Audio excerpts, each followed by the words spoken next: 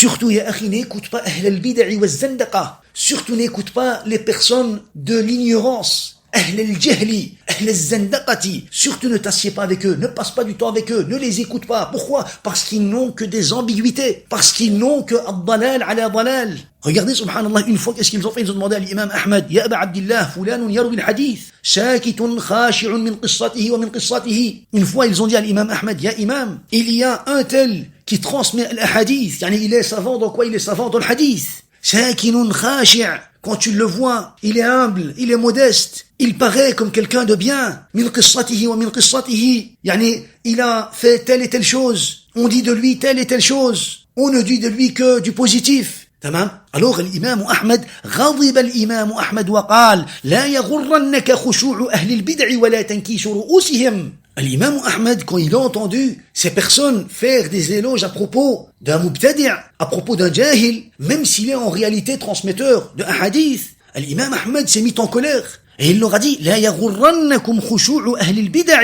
Ne vous faites pas tromper par la piété des gens des innovations. Ne vous faites pas tromper par quoi? Par la piété, par l'apparence des mubtadi'a, des zanadiqa. ولا تنكيس رؤوسهم أي طأطأته زعما منهم التواضع. يعني تنكيس الرؤوس, c'est le fait de baisser la tête par modestie. Ahlul bid'a, qu'est-ce qu'ils vont faire? Ils vont toujours baisser la tête. Ils vont toujours se montrer modestes. Ils vont toujours essayer de quoi? Ils vont toujours essayer d'attirer les autres par quoi? Par leur modestie et pas par les paroles de l'haq et pas par l'ilm. Ce n'est pas avec la science qu'ils vont pouvoir attirer les gens, mais c'est plutôt avec quoi? C'est plutôt avec leur apparence. L'imam Ahmad, il dit, ne vous faites pas avoir, ne vous faites pas tromper par quoi? Par leur apparence, par le fait qu'ils vont baisser la tête, et qu'ils vont quoi? Vous montrer qu'ils sont modestes.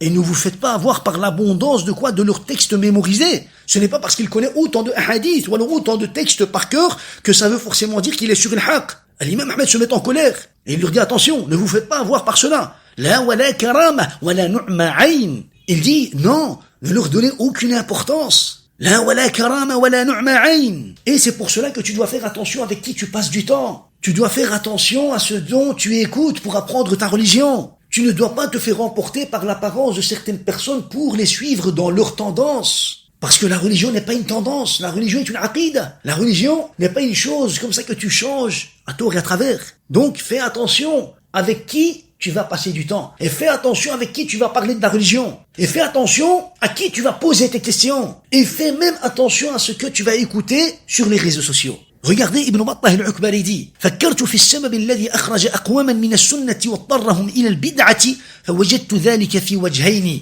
Il dit, j'ai réfléchi beaucoup sur la cause essentielle qui fait sortir les gens de la sunna et qui les pousse à tomber dans la bid'a. Il dit, j'ai réfléchi. Il dit, quand j'ai vu les gens s'éloigner, s'écarter, sortir de la sunna et se planter, s'enfoncer dans les bid'a, il dit, j'ai réfléchi sur la situation. فوجدت ذلك من وجهين. Il dit, et j'ai vu qu'il y avait deux causes pour cela. البحث والتنقير وكثرة السؤال عما لا يغني ولا يضر العاقل جهله ولا ينفع المؤمن فهمه. Il dit, la première cause qui fait sortir la personne de la sunna et qui la pousse à tomber dans quoi? Dans la bid'a. C'est justement le fait de quoi? Le fait de chercher, de creuser et de se poser des questions sur des sujets qui ne sont d'aucune utilité. Cela est une des habitudes d'Ahl al-Bid'a. Qu'est-ce qu'ils vont faire? Ils vont commencer à creuser et ils vont commencer à décortiquer et ils vont commencer à poser des questions là où il n'y a pas lieu de poser des questions. Il dit, ils vont s'attacher à des sujets qui ne sont d'aucune utilité pour la personne. لا يضر العاقل جهله ولا ينفع المؤمن فهمه.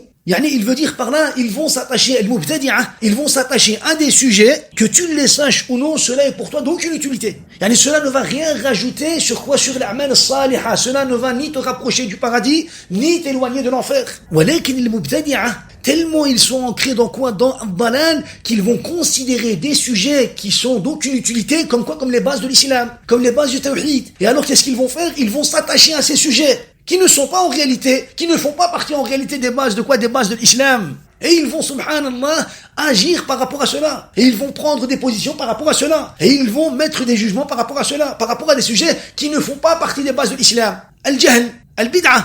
Donc ceci est la première cause. Il dit ceci est la première cause qui fait que les gens sortent de la sunna et se plantent dans quoi? Dans les bid'a. La deuxième cause, Regardez la deuxième cause. وَالْآخَرُ مُجَالَسَةُ مَنْ لَا تُؤْمَنُ فِتْنَتُهُ وَتَفْسُدُ الْقُلُوبَ صُحْبَتُهُ. La deuxième cause qui va faire que les gens vont perdre leur chemin, ils vont se retrouver dans des ambiguïtés, ils vont se retrouver dans quoi? Dans le flou, dans leur religion, dans des shubuhat. Ils vont changer de quoi? De croyance sans vraiment savoir s'ils sont quoi, s'ils sont sur le haq ou alors sur le batil, s'ils sont en concordance avec la sunna ou non. C'est quoi? C'est le fait de s'asseoir et de passer du temps avec des personnes dont tu n'es pas en sécurité de quoi? De leur fitna en ce qui concerne la religion. Quand tu vas t'asseoir avec un mubtadi', tu ne sais pas quand et comment ce mubtadi' va t'égarer du droit chemin. Tu ne peux pas te dire, toi, moi je suis en sécurité de ma religion, de toute façon je connais la religion et je pourrais protéger ma religion. Au moment où tu vas croire cela et tu vas agir de cette façon-là, sache que cela voudrait dire que tu es déjà tombé dans la fitna. Quand tu vas aller voir un mubtadi', un bal, que ça soit min ahli al-ghulu, al-khawarij, ou alors min ahli al-tafrit, al-murji'a. Quand tu vas aller auprès d'un mubtadi', tu ne peux pas savoir avec quel bid'a il va t'égarer. Tu ne peux pas savoir avec quelle ambiguïté il va te dévier du droit chemin. Regardez, subhanallah, il dit, la deuxième cause qui fait que les gens sortent de la sunna, sortent du tawhid, et se plantent dans le shirk, dans le kufr, dans la bid'a, c'est justement le fait de quoi? De passer du temps avec al-mubtadi'a. Avec al-mubtadi'a. وَتَفْسُدُ الْقُلُوبَ صُحْبَتُهُ. Et en plus de cela, il dit, tellement ils vont passer du temps avec ces gens-là, dont ils ne sont pas en sécurité par rapport à leur religion, qu'ils vont tout d'abord se dévier du droit chemin, mais en même temps, qu'est-ce qu'ils vont faire? Ils vont rompre leur cœur. C'est-à-dire, subhanallah, il va détruire sa religion, mais en plus de cela, il va avoir son cœur rempli de quoi? De fasad.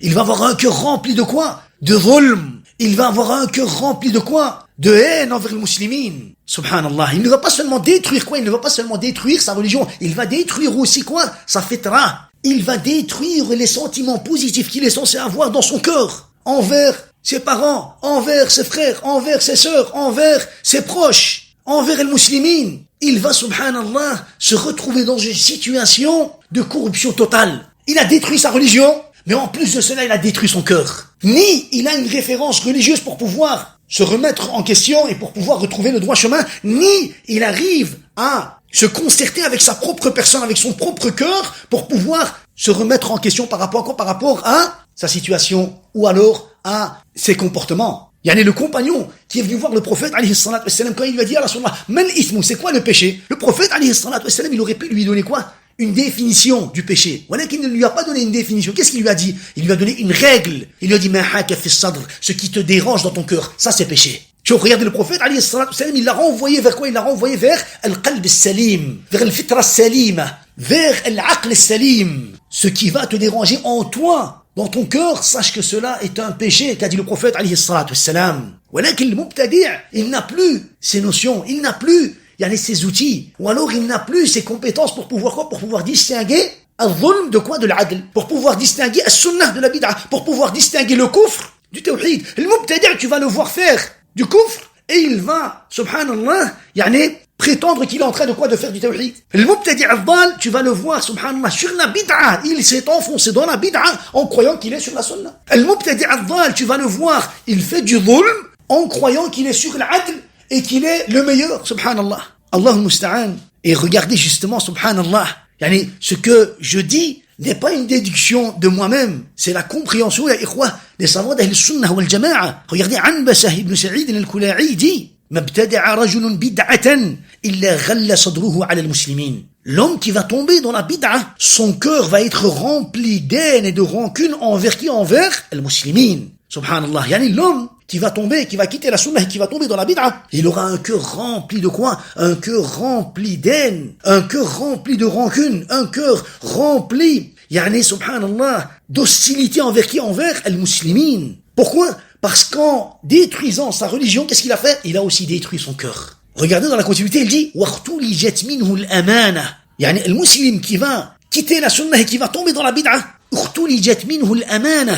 Ça veut dire qu'il va perdre la notion de la amana. La amana, ya ikhwa, est quelque chose, est une notion qui ne change pas d'une personne à une autre, ou alors d'une religion à une autre. Une amana, ça reste une amana. Voilà qu'il regardez, subhanallah, Anbasah ibn Sa'id al-Kula'i, il dit, l'homme qui va tomber dans la bid'a, il va perdre la notion de la amana. Pour lui, il n'y a plus de amana. Pour lui, il n'y a plus de amana. Et cela montre, subhanallah quoi? Cela montre que la personne en réalité est enfoncée. Dans quoi? Dans les bid'a, dans al-zandaqa, dans al-ahwa. Subhanallah. قال نعيم فسمعه مني الأوزاعي.